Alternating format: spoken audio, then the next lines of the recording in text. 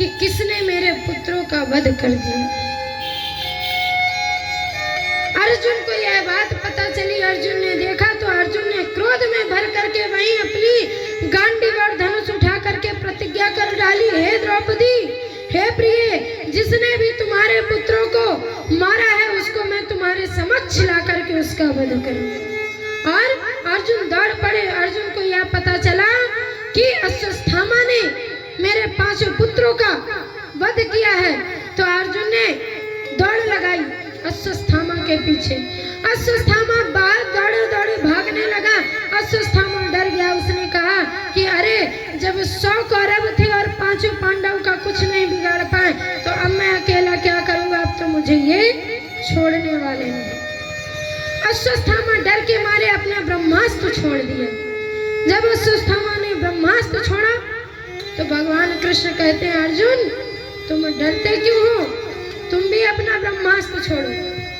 इधर अर्जुन ने भी ब्रह्मास्त्र छोड़ दिया। जब दोनों का ब्रह्मास्त्र आपस में टकराने ही वाला था कि भगवान ने कहा, अर्जुन अपने ब्रह्मास्त्र को शांत करो। और अर्जुन ने जो ही ब्रह्मास्त्र को शांत किया, त्यों ही अश्वत्थामा के सिर पर रस्सी फेंक करके डाली और घसीट कर अपने पास में। अब अश्वत्थामा क्या करता बेचारा। शास्त्रों में कहा गया है, भगवान कहते हैं, जब अर्जुन ने अश्वत्थामा को अपने रथ में बांधने लगे तो भगवान कहते हैं, अरे अर्जुन, तुम इसे बांध क्यों रहे हो, इसका वध यहीं पर कर दो। अर्जुन ने कहा कि प्रभु, वध तो मैं भी इसका अभी करना चाहता हूँ, लेकिन मैंने द्रौपदी को वचन दिया है। मुत्तम प्रमत्त मुनमत्तम सुप्तम बालम स्त्रियम जड़म प्रपन्नम विरथम भीतम नारिपुम हंति धर्मवेत्ता। भगवान कहते हैं कि धर्मवेत्ता पुरुष स्त्री को, बालक को, मत वाले को, पागल को और सोते हुए शत्रु का वध कभी नहीं करते। इस दुष्ट ने तो सोते हुए पुत्रों का वध किया है, इसे छोड़ो मत, इसका यही वध कर दो। अर्जुन ने कहा, मुच्यताम मुच्यताम एस ब्राह्मणो निरताम रूपा गुरु। अर्जुन ने कहा, मैं छोड़ूंगा नहीं। लेकिन बांध करके जब द्रौपदी के पास लेकर के आए तो द्रौपदी ने देखा कि अरे, ये मेरे गुरुजी का पुत्र है। द्रौपदी उसकी रस्सी खोलने लगी। कहती, अरे आपको ये नहीं पता, ये आपके गुरु का पुत्र है, और गुरु का पुत्र गुरु के समान ही होता है। जितने पूज्य आपके गुरु हैं उतने ही पूज्य गुरु के पुत्र हैं। आज द्रौपदी माँ कह रही है कि एक बात बतलाइए, आपके गुरुजी ने आपको ब्रह्मास्त्र के ऐसे ऐसे गुप्त रहस्य बतलाए हैं कि आपको वह सब भूल गए। तभी अर्जुन कहते हैं कि देवी, मुझे भूला तो कुछ नहीं है, लेकिन मैं इसको छोड़ने वाला भी नहीं हूं। मैंने आपको प्रतिज्ञा की है। द्रौपदी रोती हुई कहती है कि मारोदि दस्यु जननी गौतमी पति देवता। माता कहती हैं द्रौपदी कि अरे, मैं तो जानती हूँ कि मेरे पुत्र गए हैं, एक नहीं 5 पुत्र गए हैं, तो पुत्र वियोग क्या होता है ये मुझे पता है। उस माँ से पूछिए जिस माँ का पुत्र ना हो।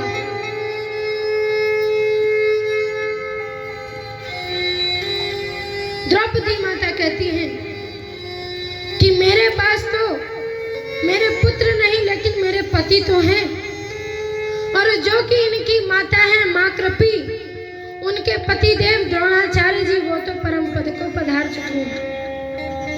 तो मेरे पास तो पतियों का सहारा, उनके पास किसका है? सिर्फ इसका बस है, इस पुत्र का सहारा है। अगर आप इसको भी मार देंगे तो वो माँ क्या करेगी? वो माँ किसके सहारे जिएगी? इसलिए आप इसे छोड़ दीजिए। तस्मात् शास्त्रतम प्रमाणम ते कार्य व्यवस्थित। जब सभी में बातें बढ़ने लगी, तर्क वितर्क होने लगा, तभी अर्जुन ने कहा, द्वारिकाधीश चुपचाप खड़े हुए थे मौन अवस्था में। अर्जुन कहते हैं, महाराज तुम क्यों चुपचाप खड़े हो, तुम भी तो कुछ बतलाओ कि ऐसे लड़ाई झगड़ा करवाओगे। तो भगवान ने कहा कि देखो भाई, शास्त्र के अनुसार कार्य करना चाहिए, जो शास्त्र कहता है। शास्त्र क्या कहता है? ब्रह्म बंधुर्न हन्तव्य आततायी वधारः मयैवो भयमाम्नातं परिपाहि अनुशासनम्। शास्त्र क्या कहते हैं? ब्रह्म बंधुर्न हन्तव्य आततायी वधारः मयैवो भयमाम्नातं परिपाहि अनुशासनम्। पतित कोई भी हो, अधम हो, वह वध करने के योग्य नहीं है, मगर अताताई कोई भी हो वह वध करने के योग्य है। तो भगवान ने कहा, देखो मित्र, शास्त्र तो ऐसा कह रहा है, तो शास्त्र के अनुसार करो। तो अर्जुन ने कहा, एक बात बतलाओ मित्र, तुमने कह दिया कि अतताई कोई भी हो उसका वध कर दो, लेकिन दुष्ट दुराचारी पापी कोई भी उसका वध मत करो। तो तुम टेढ़ी टांग वाले, तुम जैसी हो वैसे टेढ़ी मेढ़ी बात करते हो। पर अर्जुन ने भी कहा, भगवान आपका पक्का चेला हूँ, आपका ही चेला हूँ। तभी अर्जुन को एक बात याद आ गई कि संभावित कहूँ अपजस लाहूं मरण कोटि सम दारुण दाहूं। कहते हैं तुरंत भगवान का वह वाक्य याद आ गया कि जरूरी नहीं है कि जब किसी का वध करो तभी वध कहलाए। ब्राह्मण का वध मत करो, क्योंकि ब्राह्मण का वध करोगे तो 100 गौ हत्या का पाप लगेगा, आपकी करनी बिगड़ जाएगी। इसलिए वध से भी एक वध है, क्या है? वपनम द्रविणादानम स्थान निन्यार्पणम तथा ऐसा ही ब्रह्म बंधूनां वधो नान्योस्ति दैहिकाः। जरूरी नहीं है कि जब इस देह का वध करो तभी वध कहलाए। वमन कर दो, इसका राज्यपाट से निकाल दो। वपनम द्रविणादानम स्थान निन्यार्पणम, उस स्थान से उसको धक्का मार करके भगा दो, राज्यपाट से उसको धक्का मार करके निकाल दो, उससे उसका सम्मान छीन लो। तो वह जितने बार उस अपमान को याद करेगा उतनी मौत मरेगी, क्योंकि मृत्यु दंड दोगे तो एक बार में धराशायी हो जाएगा, लेकिन अपमान, एक ब्राह्मण का अपमान कर दो, जितनी बार वह ब्राह्मण उस अपमान को याद करेगा उतनी मौतें मिलेंगी। तभी अर्जुन ने अश्वत्थामा की मणि चमकती हुई निकाल ली और अश्वत्थामा को अपने राज्यपाट से धक्का दे करके निकाल दिया बाहर। जब धक्का दे करके बाहर निकाल दिया तो अश्वत्थामा दूर जाकर के कहता है, अश्वत्थामा को बड़ा अपना अपमान लगा, तो उसने कहा, मैं तुम्हारे वंश में पानी देने वाला भी नहीं छोड़ूंगा, और उधर से चला गया। इधर द्वारिकाधीश बोले कि मित्र, अब तो तुम युद्ध भी जीत चुके हो, तुम्हारे ऊपर जो आने वाले कष्ट थे वह भी दूर हो गए, अब हम भी अपने द्वारिका को प्रस्थान करें, हमारे द्वारिकावासी हमारी राह देख रहे हैं। पर पांडव द्वारिकाधीश को जाने नहीं देना चाहते, वे चाहते थे कि भगवान ना जाए, उन्हीं के संग रहे।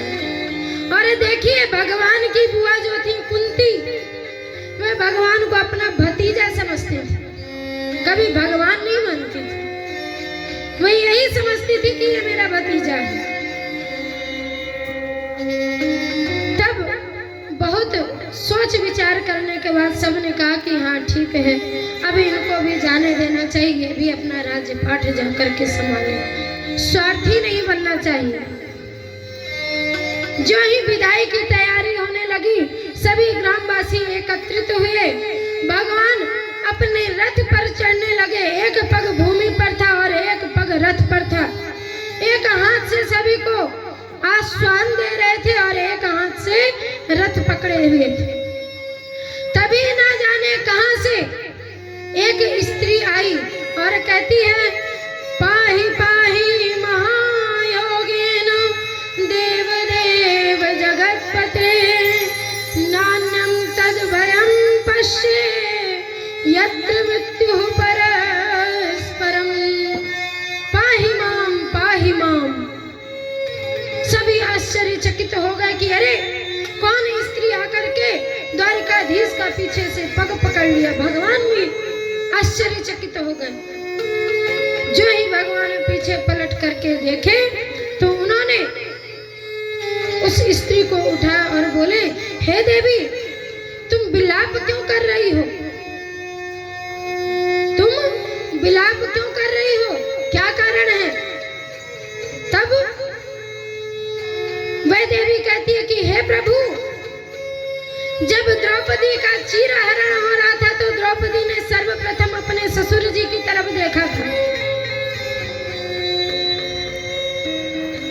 फिर उसके बाद अपने पतियों का मुखमंडल देख रही थी। लेकिन लास्ट में जब अंतोगत्वा जब किसी ने इनकी रक्षा नहीं की, तब इन्होंने हरि का नाम पुकारा था। पर मैं ये विलंब नहीं करना चाहती हूँ, मैं ये मूर्खता नहीं करना चाहती हूँ। मुझे ना कोई दिख रहा है, ना मैं किसी से कामना करती हूँ। मैं आपके समक्ष आपकी शरण में आई हूँ। प्रभु ने कहा, देवी उठो और कारण बतलाओ, क्या कारण है? कामम दहूत मानाथ मामे गर्भे निपत्यामाम। वो देवी कौन थी?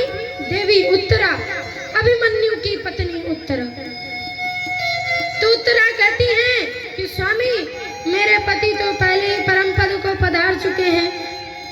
अब मेरे कोख में, मेरे गर्भ में मेरी पति की आखिरी संतान पल रही है। सिर्फ तो हे प्रभु, हे नारायण, मेरी रक्षा आप मत करो, क्योंकि अगर मैं गर्भवती ना होती तो मैं अपने पति के साथ सती हो जाती। मगर मैं गर्भवती थी, इसलिए मैं सती ना हो सकी और मैं विधवा। मैं क्या करूंगी? मुझे अपने जीवन की कोई चिंता नहीं, लेकिन मेरे गर्भ में जो मेरे पति देव की निशानी पल रही है, आप इसकी रक्षा करें। अब देखिए, समझिए बात को। अगर देवी उत्तरा ये कहती कि प्रभु मेरी रक्षा करो, तो हो सकता है गर्भ क्षीण हो जाता, गर्भ नष्ट हो जाता उनका। लेकिन देवी ने क्या कहा कि प्रभु आप मेरी रक्षा करो ना करो, मेरे गर्भ की रक्षा करो। तो जब गर्भ की बात आई तो गर्भ कब बचेगा? जब मां सुरक्षित रहे। भगवान ने कहा कि देवी तुम चिंता मत करो, तुम्हारे गर्भ की रक्षा हम करें। देवी उत्तरा ने कहा कि प्रभु, जो अश्वत्थामा ने ब्रह्मास्त्र छोड़ा था, वह मेरे गर्भ को नष्ट करने के लिए, मुझे नष्ट करने के लिए मेरी ओर दौड़ा दौड़ा आ रहा। भगवान ने अभयदान का वरदान देकर के एक अंगूठे के बराबर प्रविष्ट हो गए उत्तरा माँ की गर्भ में और भक्त की रक्षा की।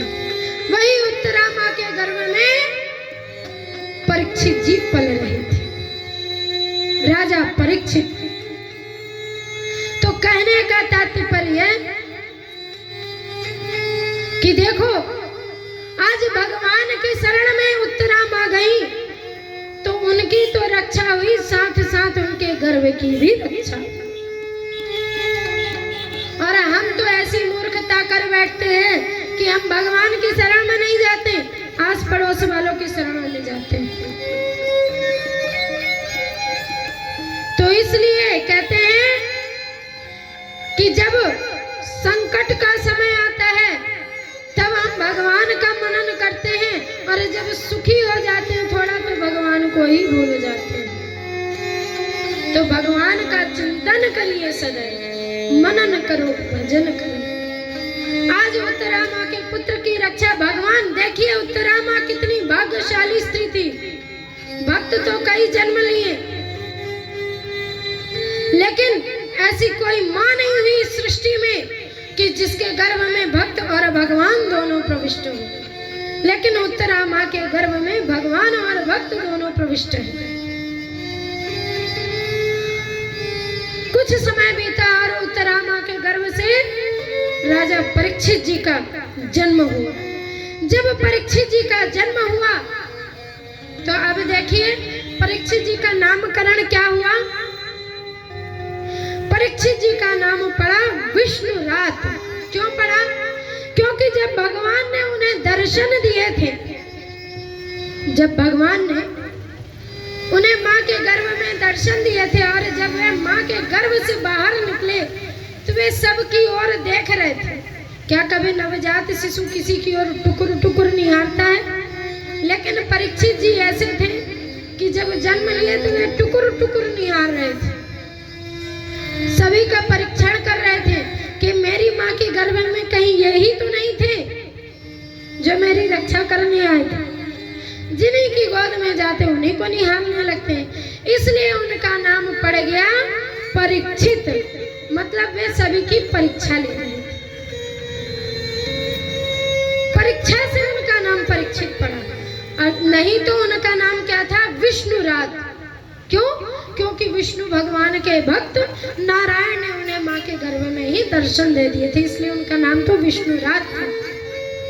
लेकिन जब उन्होंने लोगों का परीक्षण करना, परीक्षा लेना आरंभ कर दी तो उनका नाम पड़ गया परीक्षित और वे परीक्षित के नाम से प्रविष्ट हुए। कुछ समय बीता। कुछ समय के बाद जब ये सब कुंती मैया ने देखा तो कुंती मैया को, आज कुंती मैया के हृदय में भगवान के प्रति आस्था जागृत हो गई।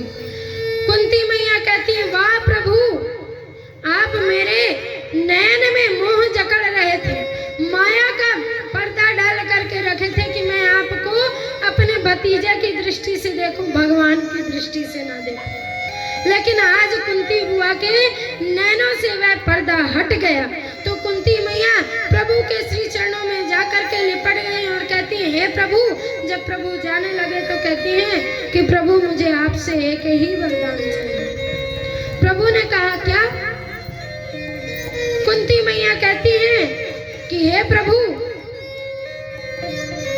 मुझे गरीबी दे दो, मुझे दुख चाहिए, सुख नहीं चाहिए। अब लो भैया, आप दुख मांग रही हो, बुआ दुख मांग रही जो भगवान के पास था ही नहीं। भगवान ने कहा, बुआ ऐसी चीज मांगो जो हम दे सके, जो हम दे ही नहीं सकते, वो क्यों मांग रही हो? बुआ ने कहा कि अगर हमारे अंदर सुख आएगा, हमारे पास सुख आ जाएगा तो आप हमें तो छोड़ के चले जाओगे, और अगर दुख रहेगा तो आप छोड़ के नहीं जाओगे। तो भगवान ने कहा, बुआ ठीक है। तो अब भगवान ने द्वारिका जाना स्थगित कर दिया और बुआ के संग रह गए। अब एक दिन की बात है कि युधिष्ठिर जी महाराज बड़े व्याकुल बैठे हुए थे। तो द्वारिकाधीश कहते हैं, अरे युधिष्ठिर भैया, आप तो अब जीत चुके हो, अब तो आप राजा बन गए हो, फिर व्याकुल क्यों बैठे? तो युधिष्ठिर जी कहते हैं कि मुझे इन बेवा स्त्रियों को देख करके इतना विलाप होता है कि आज बतलाइए, इस राजपाठ को हासिल करने के लिए इन स्त्रियों को हमने बेवा बना दिया। इनकी ये उजड़ी हुई मांग, इनका श्रृंगार, ये मुझसे देखा नहीं जाता। और इधर पितामह भीष्म बाणों की सैया पर लेटे हुए। एक दिन पितामह भीष्म कहते हैं कि अर्जुन, तुम अपने मित्र को हमारे पास लेकर के आना। जहाँ पर युद्ध हुआ था, युद्ध क्षेत्र में बाणों की, हजारों बाणों की शैया में पितामह भीष्म लेटे हुए थे, क्योंकि उन्हें स्वेच्छा मृत्यु का वरदान प्राप्त था। जब वे चाहें तभी उनकी मृत्यु होगी, अन्यथा उनकी मृत्यु नहीं होगी। तो वे हजारों बाणों की सैया पर लेटे हुए थे। तो क्या कहते हैं? यम मनसे मातुलेयं प्रियं मित्रं सुहृतमं अकरोह सचिवं दूतं सौहदादथ सारथिम। हे अर्जुन, तुम्हारे मित्र कहाँ हैं? अपने मित्र को लेकर के आना। अर्जुन ने कहा ठीक है। अर्जुन द्वारिकाधीश को लेकर के गए तो आप पितामह भीष्म कहते हैं, हे प्रभु, आपका यह प्रेम कैसा है कि आपके भक्त आपको जब चाहे सारथी बना ले, जब चाहे तो अपना रथ हाक वाहक बना ले, जब चाहे तो आपको भगवान बना ले। वाह आपके भक्तों का प्रेम। तो भगवान कहते हैं कि मुझे अपने भक्त इतने प्रिय हैं कि भक्तों के आगे मुझे अपनी पत्नी लक्ष्मी भी नहीं इतनी प्रिय है जितने प्रिय मुझे अपने भक्त हैं। आज जब द्वारिकाधीश अर्जुन के साथ गए पितामह भीष्म से मिलने तो पितामह भीष्म ने कहा, हे प्रभु, ये पांडव कितने भाग्यशाली हैं जिनके साथ स्वयं नारायण है। इनका विनाश तो कोई कर ही नहीं सकता। जिनके सिर में प्रभु का हाथ हो उनका नाश कौन कर सकता है? कोई नहीं कर सकता। एक सज्जन पुरुष थे, उन्होंने कहा कि महाराज जी, एक बात बतलाओ, आप लोग पूजा क्यों करते हैं? जब भगवान दिखते नहीं कहीं तो पूजा क्यों करते हैं? भोग लगाते हैं, मालपुआ बनवाते हैं और पान खुद ही कर लेते हैं।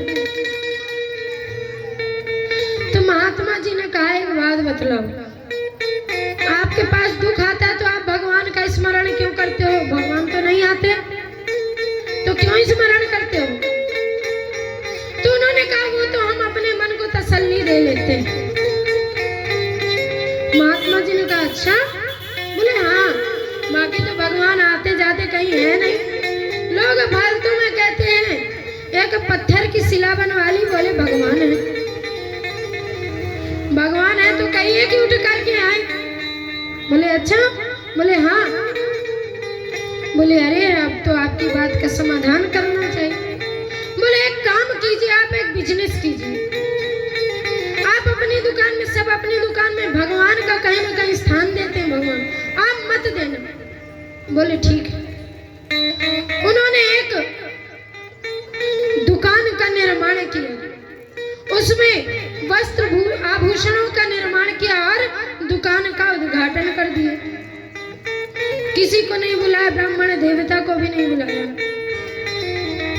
अर्धरात्रि में उन्हें स्वप्न आया कि तुम्हारी दुकान का विध्वंस हो जाएगा। बोले क्यों हो जाएगा? बोले क्योंकि तुमने भगवान को स्थान नहीं दिया। अब वे ब्राह्मण देवता दौड़े दौड़े कहाँ गए? महात्मा जी के पास गए, सज्जन पुरुष। तो महात्मा जी के पास आए तो विलाप करने लगे। महात्मा जी की श्रीमती जी निकली तो बोली, भैया आप कौन? बोले कि माता जी, हमें महात्मा जी से मिलना है। माता जी ने कहा, तनिक बैठो, महात्मा जी अभी पूजन वंदन में है, जब निवृत्त हो जाएंगे तब आपसे मिलेंगे। बोले नहीं माता जी, बहुत जरूरी कार्य है, बोलो अभी आए। माता जी ने कहा नहीं, वो तो घर भी लुट जाए लेकिन जब तक उनकी पूजा ना समाप्त हो तब तक तो वो उठते नहीं। बोले अच्छा। अब वे इंतजार करने लगे। इंतजार करते करते करते करते संध्या वेला हो गई और वे बैठे रह गए।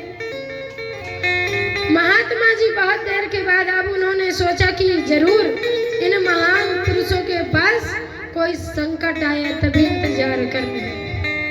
महात्मा जी उठे और बोले, गए पास में, बोले बतलाइए क्या क्या कारण है, क्यों आना हुआ आपका? उन्होंने कहा, महात्मा जी रात्रि में ऐसा सपन आया हमें और हम सुबह अपनी दुकान पर गए तो कुछ मिला ही नहीं, अब क्या करें? महात्मा जी ने कहा, कोई बात नहीं, कुछ मत करिए, फिर से पैसा फंसाइए, फिर बिजनेस शुरू कर दीजिए। बोले महाराज, एक ही कारोबार को शुरू करने में तो सारा धन लगा दिया, अब कहाँ मिले? तो महात्मा जी ने कहा, अब क्या करें? तो अब भगवान का भजन करूं बैठ करके। बोले अच्छा। बोले अब तो कोई आपके ना आगे है ना कोई पीछे है, मित्र अगर साथ दे दे तो आप जाइए मित्रों के पास। उन महान पुरुषों ने कहा कि पास भी गए लेकिन साथ किसी ने नहीं दिया। सबने कहा भैया हमारे ऊपर इतना बड़ा संकट आया, कुछ हो तो आप ही मदद कर दो। तो लो भैया मदद मांगने हम गए थे, लेकिन उन्होंने ही मदद मांग ली। तब महात्मा जी ने कहा कि बेटा तुम एक भगवान की मंदिर का निर्माण करो, भगवान की शिला का प्रतिष्ठापन करो और मन से मनन करो और पूजा करो, किसी के पास जाने की आवश्यकता नहीं। बोले ठीक है। इस बार महात्मा जी की बात उनके हृदय को छू गई। उन्होंने तुरंत मंदिर का निर्माण किया और वहां पे लाकर के ठाकुर जी को बैठा दिया। और जो ठाकुर जी को बैठाया तो संध्या बेला होते होते होते होते उनके पास 500 रुपए पहुंच गए। बोले जय हो जय हो। तब वे महात्मा जी के पास बड़ी खुशी से आए और बोले महात्मा जी आपके लिए स्वल्पाहार है। महाराज जी बोले भैया अभी तुम्हारे पास पैसे नहीं थे, अब तुम स्वल्पाहार लेकर के आए हो, क्यों व्यर्थ में खर्च कर रहे हो, इसको बचा करके रखो, किसी मुसीबत में संकट के समय कार्य आएगा। तब उस सज्जन पुरुष ने कहा कि महाराज आपका दिया हुआ ज्ञान मेरे बुद्धि में बैठ गया। बोले कैसे? बोले महात्मा जी जब हमने भगवान को स्थान दिया तो हमें किसी के सामने हाथ फैलाने की आवश्यकता नहीं पड़ी और संध्या होते होते 500 रुपए आ गए। भगवान ने कहा, महात्मा जी ने कहा वाह वाह नमो नारायण नमो नमः। कह रे वाह। तो उन्होंने कहा कि अब महाराज अब हम कहीं नहीं जाएंगे, अब हम बैठ करके भगवान का भजन करेंगे। और जो ही उनके मन में यह विचार आया कि भगवान की दया से धीरे धीरे उनको घर मिल गया, फिर उसी तरीके से वे भगवान के भक्त हो गए। तो बोलिए राधे राधे। तो इस कहानी से कहने का तात्पर्य है कि जब कुंती मैया को भगवान की महिमा पता चली तो कुंती मैया ने भगवान से क्या मांगा? दुख मांगा कि प्रभु हमें दुख देना, सुख मत देना। यहाँ तो हम कामना करते हैं हे प्रभु कब 4 व्हीलर आके घर में खड़ी हो जाए, पड़ोस वाले के घर में उतना बड़ा घर है तो हमारा उससे थोड़ी 1 मंजिला और बढ़ जाए। माताएं मंद मंद मुस्कुराई तो मतलब यही मन में भावनाएं चल रही। अरे मैया देखो कुंती मैया के घर में स्वयं द्वारिकाधीश स्वयं नारायण थे जो आपके और हमारे समक्ष बैठे हुए हैं। आज आप अपने घर जाओ, घर वह नहीं कहलाता जो सीमेंट और बालू का बना हुआ घर घर नहीं कहलाता। घर लक्ष्मी गृहिणी से घर बनता है। जब घर में गृहिणी होगी तो वह घर बनेगा। घर मिट्टी से नहीं बनता है, सीमेंट बालू से नहीं बनता। वह घर आज है, आज से 10 साल बाद टूट जाएगा। लेकिन एक गृहिणी अगर अच्छी आ गई है घर में तो वह घर बना देती है, घर को स्वर्ग बना देती है। तो इसलिए अब धीरे धीरे समय व्यतीत हुआ। इधर देखिए पितामह भीष्म ने जब कहा अर्जुन से कि अर्जुन तुम कितने भाग्यशाली हो जिसके सिर पर स्वयं नारायण का आशीर्वाद है।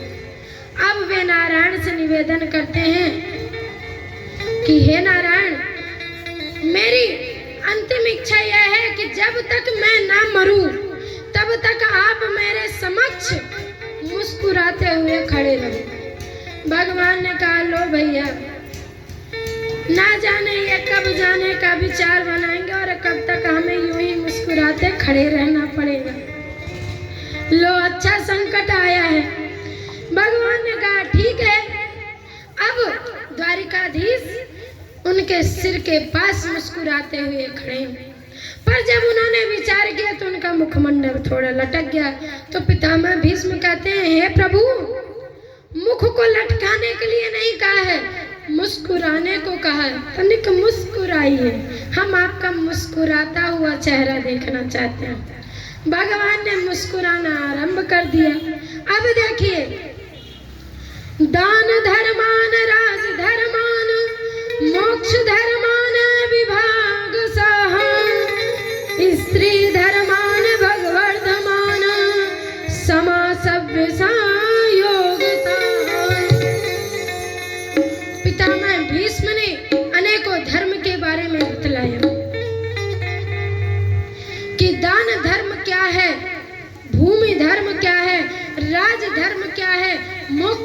क्या है।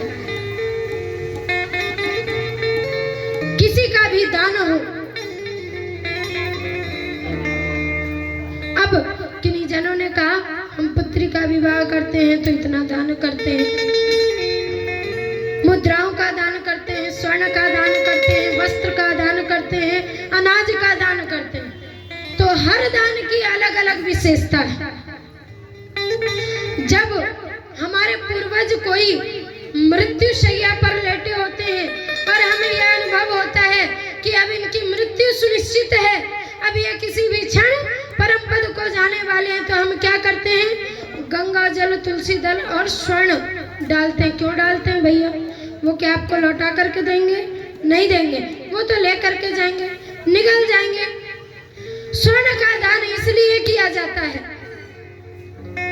कि वह स्वर्ण का दान जब आप करते हैं, कहते हैं कि ब्राह्मण को स्वर्ण का दान किया हुआ दान, जब वह धीरे धीरे स्वर्ण का क्षरण होता है, उस स्वर्ण के क्षरण से हमसे किए हुए पाप, अनजाने में जो पाप हो जाते हैं, उनका क्षरण होने लगता है। अन्न का दान क्यों किया जाता है? कि पूर्व जन्म में ना जाने हम क्या पाप किए थे, या आने वाली जन्म में हमारी करनी कैसी होगी, इसलिए अन्न का दान करते हैं कि अगले जन्म में इसी का सूत हमें मिलेगा। वस्त्र का दान क्यों करते हैं? हमें नहीं पता कि हम वस्त्र पूर्व जन्म में कैसे धारण करते थे। ब्राह्मण को दान क्यों किया जाता है? ब्राह्मण के द्वारा दिया हुआ आशीर्वाद वह कहीं ना कहीं आपकी करनी बना देता है, क्योंकि ब्राह्मण स्वयं नारायण के मुख से प्रकट हुए, नारायण के मुख से ब्राह्मण का उद्गम हुआ। आगे चल करके हम आपको यह भी विशेष बातें बतलाएंगे। अब देखिए, जब दान धर्म के बारे में पितामह भीष्म ने बतलाया, अब उन्होंने कहा अरे वाह, अब तो शुक्ल माघ आ गया, अब माघ आ चुका है। देखिए, माघ पक्ष आ गया है। पितामह भीष्म को लगा अब ये बढ़िया समय आ गया है, सूर्य उत्तरायण में हो गए हैं। जब सूर्य उत्तरायण में आ जाते हैं तब वैकुंठ के द्वार खुल जाते हैं, और जब दक्षिणायन में जाते हैं तो वैकुंठ के द्वार बंद हो जाते हैं। तो जब उत्तरायण में जिनकी मृत्यु होती है वह सीधे परम पद गोलोक में वास करते हैं। पितामह भीष्म ने कहा अब यह शुक्ल पक्ष आ गया है, माघ का महीना है, सूर्य उत्तरायण में है, इससे अच्छा समय क्या हो सकता है जानिए। आज उनका विचार बन गया कि अब हम गोलोक प्रस्थान करेंगे, और जो ही उन्हें